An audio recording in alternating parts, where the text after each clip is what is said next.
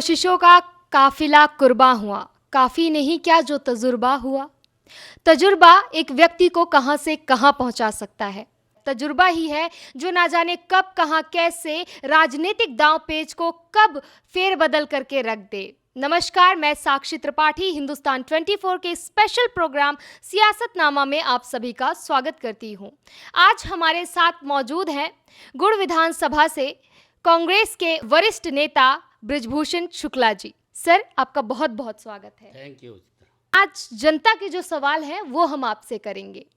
तो आपसे अक्सर ये पूछा जाता है कि आपका राजनीतिक सफ़र कैसे शुरू हुआ, लेकिन जनता अब ये जानना चाहती है कि ये जो आपका तजुर्बा रहा है, इतने दशकों का तजुर्बा रहा है, अनुभव रहा है, ये आपका राजनीतिक अनुभव क्या कहता है राजनीति के विषय में।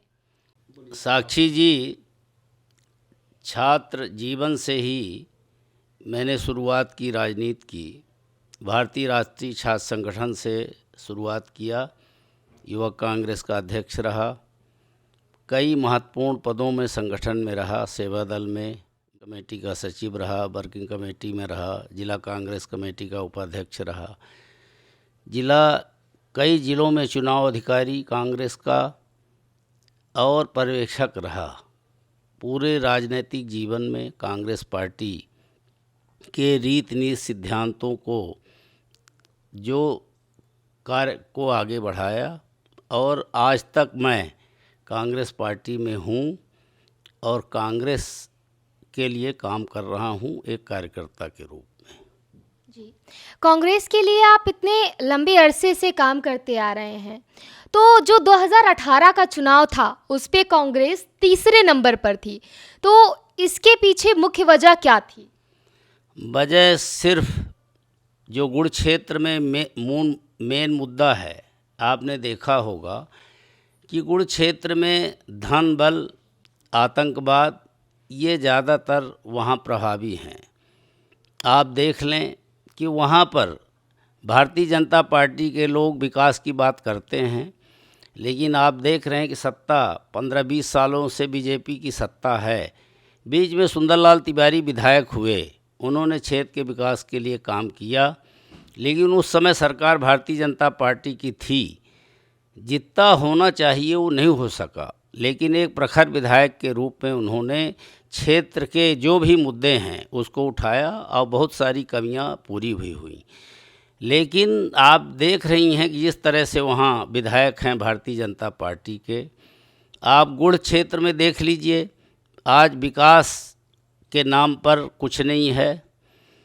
आज यात्री प्रतीक्षालय नहीं है, वहाँ पर कोई इतने बड़े सब शहरों में आप देखेंगे कि शौचालय हैं बड़े बड़े, वहाँ पर ये भी नहीं है। वहाँ स्टेडियम नहीं है। स्कूलों की हालत आप देख लीजिए क्या है, कुछ भी दिखता नहीं गुड़ में। नगर पंचायत आप देख लीजिए है गुड़ में, लेकिन नगर पंचायत में भी जिस तरह से विधायक जी को कोई महिला वहाँ नहीं दिखी लोकल गुड़ की कि उसको वो अध्यक्ष बनाते। उन्होंने एक महिला को, हरियाणा के जो डॉक्टर उनके पति हैं हरियाणा के हैं, उनकी पत्नी को विधायक जी ने चुना और धन बल के आधार पर अध्यक्ष बना दिया। आज क्या हालत है गुड़ की, विकास हो नहीं रहा, वहाँ आतंक का माहौल है। और जब उनको क्या गुड़ से क्या लेना देना है, आज वो अध्यक्ष हैं, कल चली जाएंगी। तो ये सब जो हो रहा है वो गुड़ के लिए अच्छा नहीं है। आप जनता के बीच में रहते हैं, अगर आप क्षेत्र पर जाते हैं तो जनता आपके पास कौन सी 4 बड़ी समस्याएं अपनी लेकर आती है? देखिए, सबसे बड़ी समस्या तो वहाँ पर भ्रष्टाचार का है। आज आप देख लीजिए कि चाहे पंचायतें हों, चाहे थाने हों, चाहे जनपद पंचायत हों, तहसीलें हों, वहाँ भारी भ्रष्टाचार व्याप्त है। आज जो भी विकास के काम हैं, चाहे आप सड़कों को देख लीजिए, नहरों को देख लीजिए, भारतीय जनता पार्टी के उन्हीं के जो विधायक के लोग हैं उन्हीं का ठेका है। आप देख लीजिए कि ये जो बदवार से लेके जो सीतापुर मार्ग है ये कितने साल से बन रहा है, इसका कौन है, किसके पास ठेका है? उन्हीं के जो भाई प्रणव प्रताप सिंह है जिला पंचायत के उपाध्यक्ष, उनके पास है। आज गड्डी से महसाव रोड जो है ये, इसको आप देख लीजिए कितने साल से बन रहा है, इसके ठेकेदार भी वही हैं, प्रणव प्रताप सिंह जी। आप पहाड़िया से रौरा रोड देख लीजिए।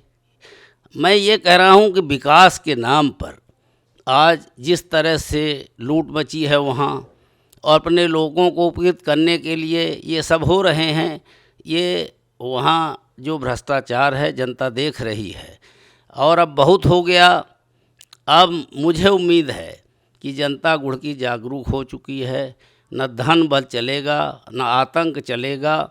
आप देख लीजिए किस तरह से पैकारी है। आप गुड़ से लेके तमरा दुआरी तक आप निकल नहीं सकती। रात में आप 8 बजे के बाद निकल नहीं सकती। वहाँ जिस तरह से दारू की पैकारी हो रही है, जिस तरह से आतंक का माहौल है, तो मैं समझता हूँ कि जनता इन सब मुद्दों पर, हमारी जो कांग्रेस पार्टी है, भ्रष्टाचार भारतीय जनता पार्टी का, जो ये शराबखोरी है, जिस तरह से ये पैकारी हो रही है, आवारा पशु आप देख लीजिए खुलेआम घूम रहे हैं। ये गाय की बात करते हैं, गाय को माता कहते हैं, सड़कों में गाय मर रही हैं। आप रात में निकल नहीं सकते, किसी सड़क में आप जाइए, आज वहाँ पशुओं का डेरा है। गोवंश की रोज़ हत्याएं हो रही, रोज़ मर रही हैं। और वहाँ पर जो हमारे लोग चलते हैं सड़कों में, उनका भी एक्सीडेंट हो रहा है। तो ये सब जो हो रहा है, सिर्फ ये ढिढोरा पीटते हैं, बड़ी बड़ी बात करते हैं, लेकिन उसको मुद्दे की बात नहीं करते। यही सब मुद्दे हैं। इस मुद्दे को लेकर हम आगे जा रहे हैं जनता के बीच में। आपने कहा कि यहाँ शराबखोरी है, यहाँ कमीशन खोरी है, यहाँ गौ रक्षा नहीं है, तो कांग्रेस ने ज़मीनी स्तर पर क्या अभी कोई ऐसे व्यापक स्तर पर आंदोलन किया है, या आगे कोई आंदोलन होंगे? क्या प्रयास किए हैं कांग्रेस ने अभी तक? नहीं, अभी आप देख लीजिए, बिजली के मुद्दे पर आंदोलन हुए। अभी तहसील में हमने वहाँ पर नगर पालिका के भ्रष्टाचार की, जो आदिवासियों के ऊपर अत्याचार हो रहे हैं, उसके खिलाफ हम लोगों ने तहसील में, गुड़ में बहुत बड़ा आंदोलन किया था। तहसील का किया, नगर पालिका का घेराव किया, अभी बिजली विभाग के घेराव हुए हैं। ये सब कांग्रेस पार्टी निरंतर कर रही है। और जो हमारे नेता हैं, मध्य प्रदेश कांग्रेस कमेटी के अध्यक्ष हैं माननीय कमलनाथ जी, पूर्व मुख्यमंत्री हैं, उनके नेतृत्व में आप देख रही हैं कि पूरे प्रदेश में आज भारतीय जनता पार्टी के भ्रष्टाचार के खिलाफ, आतंक के खिलाफ कांग्रेस पार्टी के लोग सड़कों में हैं। और मुझे उम्मीद है जिस तरह से जो माननीय कमलनाथ जी के वचन पत्र हैं, उस वचन पत्र के आधार पर हम जनता के बीच में जा रहे हैं। और जो किसानों के ऊपर भारतीय जनता पार्टी ने दर्ज मामले किए हैं, उसकी वापसी होगी। ये सब मुद्दों को लेकर ये जातिगत जो जनगणना है ये होगी। ये सब मुद्दों को लेकर कांग्रेस पार्टी जनता के बीच में जा रही है। और मुझे उम्मीद है कि जनता का जिस तरह से समर्थन मिल रहा है, उससे मुझे लगता है कि जिस तरह से कर्नाटक में सरकार बनी है कांग्रेस की, इसी तरह से कमलनाथ जी के नेतृत्व में यहाँ सरकार बनेगी, बहुमत की सरकार बनेगी। आपने कहा कि कमलनाथ जी का जो एजेंडा है ये सिलेंडर का और महिलाओं को 1500 रुपये देने का, तो अभी हाल ही में शिवराज सिंह चौहान जी ने भी ऐसा ही लाडली बहना योजना निकाला और उन्होंने भी सिलेंडर कम से कम दाम में देने की बात कही है। तो फिर कांग्रेस और भाजपा की जो ये मैनिफेस्टो है, इनमें क्या अंतर है? ये तो वही हो गया जो शिवराज सिंह चौहान जी ने कहा कि हम ये देंगे जनता को, वही मैनिफेस्टो जो है अब कांग्रेस भी क्या अपना रही है, दोनों में अंतर क्या है? देखिए, कांग्रेस पार्टी जो कहती है वो करती है। कमलनाथ जी मुख्यमंत्री जब हुए, आपने देखा कि मुख्यमंत्री का पद शपथ लेते ही उन्होंने किसानों का कर्जा माफ़ कर दिया। जो कन्या विवाह योजना था वो 25,000 का 51,000 कर दिया। वृद्धा निराश्रित पेंशन 300 का 600 रुपया कर दिया। जो कांग्रेस की कहती है वो करती है। आपने देखा कि जब लगा भारतीय जनता पार्टी को कि अगर कमलनाथ जी 5 साल रह गए, जिस तरह से वो विकास के काम कर रहे थे, तो उन्हें लगा कि अब भारतीय जनता पार्टी की सरकार कभी आएगी नहीं मध्य प्रदेश में। उन्होंने धन बल के आधार पर सरकार गिराई और आपने देखा कि सरकार गिराने के बाद जिस तरह से विकास अवरुद्ध हो गए। जहाँ तक बात है अभी, जैसा आप कह रही हैं कि उन्होंने कहा है कि हम ऐसा करेंगे, तो जनता जागरूक है। ये बताइए, इनकी 5 साल से सरकार है, पहले क्यों नहीं किया? अब जब इनको लग रहा है कि हमारी सरकार जाने वाली है, तो वादे पर वादे ये कर रहे हैं शिवराज सिंह जी, झूठी घोषणाएं कर रहे हैं। आज कितना कर्ज का बोझ है, आप देख लीजिए। रिजर्व बैंक से पैसा लेके, किस तरह से उधार लेके, ब्याज पर पैसा लेकर के ये आज इनके पास तनख्वाह बांटने के लिए पैसा नहीं है।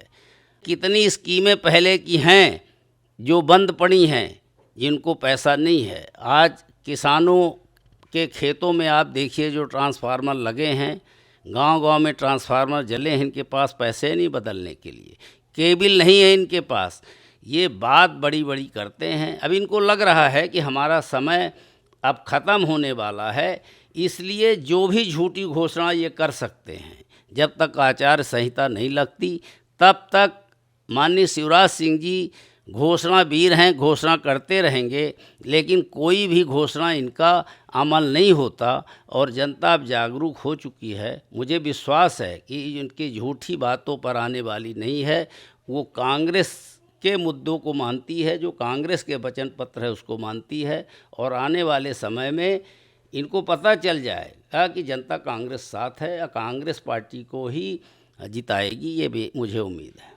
आप कर्ज माफ़ी की बात कर रहे हैं, लेकिन जब शिवराज सिंह चौहान जी बड़े बड़े मंचों पर होते हैं तो वो कमलनाथ जी पर सीधा निशाना साधते हैं कि कमलनाथ जी मध्य प्रदेश में किसानों के कर्ज माफ़ी को लेकर विफल रहे हैं, इसलिए उन्हें डिफ़ॉल्टर घोषित किया जाता है। तो इस पर आप क्या कहेंगे? जैसा आपको मालूम है कि जब आरटीआई लगाया तो आपने देखा कि कितने किसानों के कर्ज माफ़ हुए। उनकी जो झूठ थी वो सामने आ गई। जो सत्य है वो सत्य रहेगा उनके कहने से। और जैसा हमारे कमलनाथ जी कहते हैं कि माननीय शिवराज सिंह जी को फिल्म इंडस्ट्री में जाना चाहिए। जिस तरह से वो लग रहा है कि उनकी ज़मीन खिसक गई है, जिस तरह से वो मंचों में, जिस तरह से वो नाटक कर रहे हैं, ये सब से लगने लगा है कि अब उनकी सरकार जाने वाली है।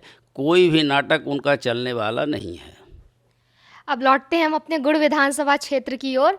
तो गुड़ विधानसभा क्षेत्र से भाजपा से आपको प्रबल दावेदार कौन लगता है? मुझे कोई प्रबल दावेदार नहीं दिखता। जो वहाँ माननीय विधायक नागेंद्र सिंह जी हैं, वही चुनाव लड़ेंगे। मुझे विश्वास है, क्योंकि भारतीय जनता पार्टी में कोई नेता है नहीं, किसी को पैदा होने नहीं दिया।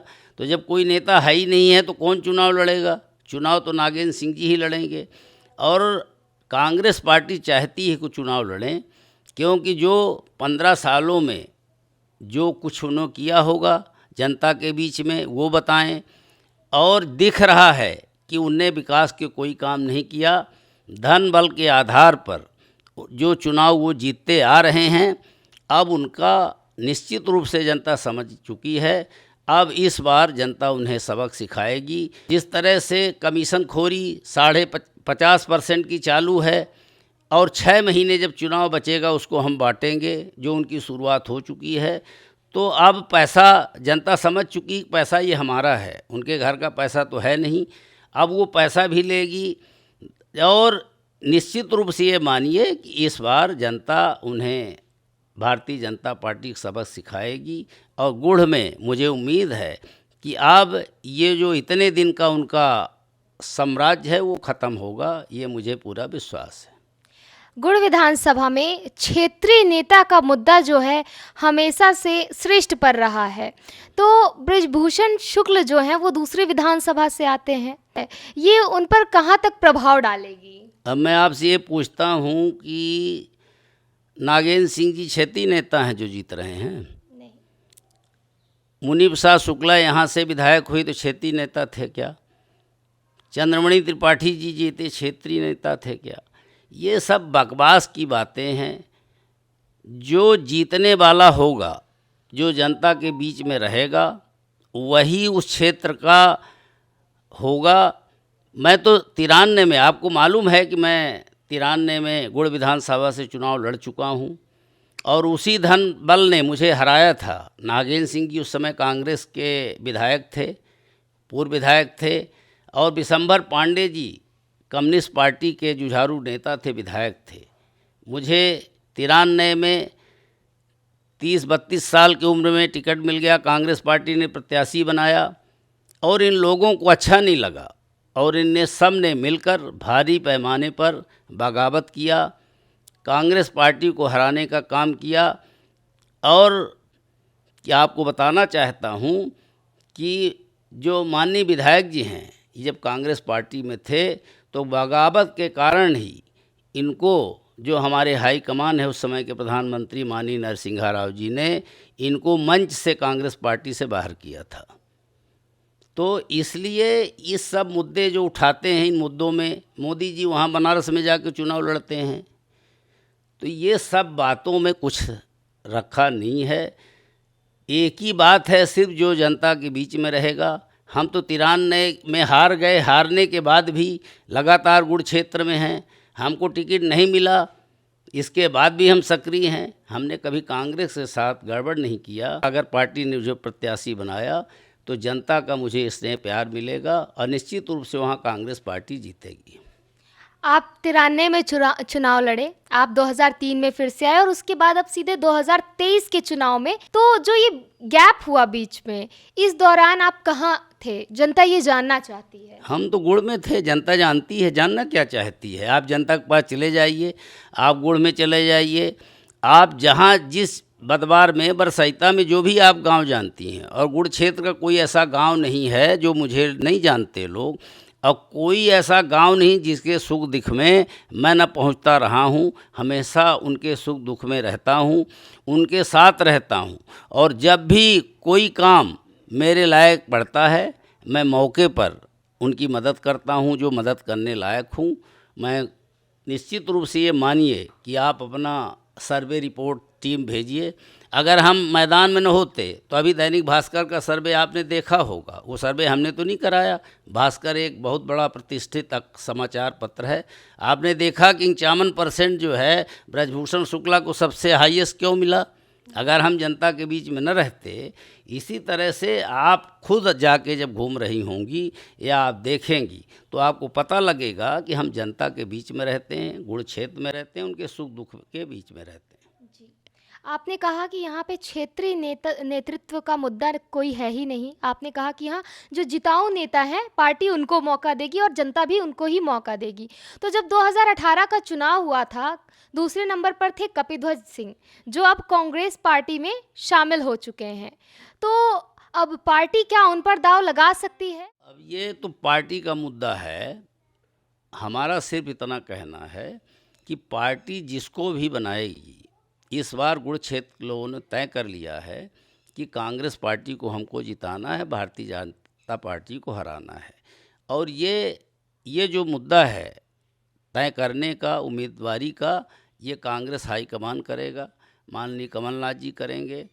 और हमारे यहाँ एक सिस्टम है, हम लोग तो सिर्फ अपनी दावेदारी प्रस्तुत कर रहे हैं। जिसको भी टिकट मिलेगा, पार्टी जिसको भी बनाएगी, कांग्रेस यहाँ से जीतेगी। अभी बीजेपी में बांदा विधायक भी आए हुए थे गुड़ विधानसभा के लिए ही पर्यवेक्षक बनकर। तो उन्होंने कहा कि गुड़ में पर्यटन है, गुड़ में सोलर प्लांट है, रोजगार है। तो इस पर क्या कहेंगे? सच में गुड़ में पर्यटन और सोलर प्लांट, इनकी क्या स्थिति है? अब गुड़ में आप देख लीजिए, कष्टहर नाथ जी हमारे भोले बाबा का मंदिर है, कितना ऐतिहासिक मंदिर है। क्या काम हुआ वहाँ ये बताइए? सोलर प्लांट है, बिजली मेट्रो को दिल्ली को मिल रही है, लेकिन रीवा को, उस क्षेत्र को नहीं मिल रही। रोज़गार की क्या हालत है वहाँ? बाहर के लोगों को, बिहार यूपी के पता नहीं कहाँ कहाँ के लोग रोज़गार हैं, वहाँ बेचारे बहुत मुश्किल से, मजदूर भी नहीं रखते वहाँ। तो ये जो पर्यटन की बात कर रही हैं आप, तो आप देख लीजिए, ये ढड़ेश्वर को देख लीजिए कि क्या हालत है मंदिर, कितना पुराना हमारा प्राचीन मंदिर है। क्यों नहीं पुरातत्व में भारतीय जनता पार्टी की सरकार है, ये बड़े बड़े राम की बात करती, भगवान की बात करती है। आप वहाँ देख लीजिए, क्या नाम है, ये खजुहा की बात, आप गुर्गी की बात, अभी आप देख लीजिए दुआरी में एक दुर्गम कूट स्थल है, कितना बेहतरीन वो पर्यटन बन सकता है। वहाँ पुरानी स्थली है वो, वहाँ अगर आप देखेंगी तो ये जो स्थल हैं, अगर आप इनको भारतीय जनता पार्टी ने कुछ किया होता तो आज दिखता। मुझे तो कहीं कुछ नहीं दिख रहा, लेकिन एक चीज़ आपको विश्वास दिलाते हैं कि जब कांग्रेस की सरकार बनेगी तो जो ये पर्यटन के हैं मुद्दे, इससे विकास भी होंगे और कांग्रेस पार्टी कोशिश करेगी कि ये जो पर्यटन स्थल को विकसित किया जाए, इन स्थानों को, और जिससे लोगों को रोजगार भी मिलेगा, ये हम लोग करेंगे। कांग्रेस पार्टी बृजभूषण शुक्ल को किसी भी कारणवश इस बार मौका नहीं दे पाती है, तो उनका ये जो दशकों का चला आ रहा तजुर्बा है वो अब किस ओर रुख करेगा? हमारा रुख सीधा है। हम तो 93 में के बाद हमको टिकट नहीं मिला, तो हम तो सीधे कांग्रेस पार्टी में रहे और जो भी चुनाव लड़ा, चाहे लोकसभा का हो चाहे विधानसभा का, हमने कांग्रेस प्रत्याशी की मदद किया। हम तो कांग्रेस पार्टी के सिद्धांतों से जुड़े हुए हैं। हमारा सिर्फ पंजा चुनाव चिन्ह है, जिसको भी पार्टी चुनाव चिन्ह देगी वही हमारा प्रत्याशी होगा, हम उसकी मदद करेंगे। और आने वाले चुनाव में गुड़ में और दूसरे क्षेत्रों में कोशिश हमारी होगी कि कांग्रेस पार्टी जीते और माननीय कमलनाथ जी के नेतृत्व में यहाँ कांग्रेस सरकार बनेगी और वो मुख्यमंत्री होंगे। तो ये थे हमारे साथ गुड़ विधानसभा से कांग्रेस के वरिष्ठ नेता बृजभूषण शुक्ला जी, जिन्होंने अपने अनुभव और अपने विचार, अपने सिद्धांतों पर हमसे बातचीत की और उन्होंने जनता की समस्याओं को खुलकर हमारे सामने रखा। यूं ही बने रहिए हमारे साथ। हिंदुस्तान 24, बहुत बहुत धन्यवाद।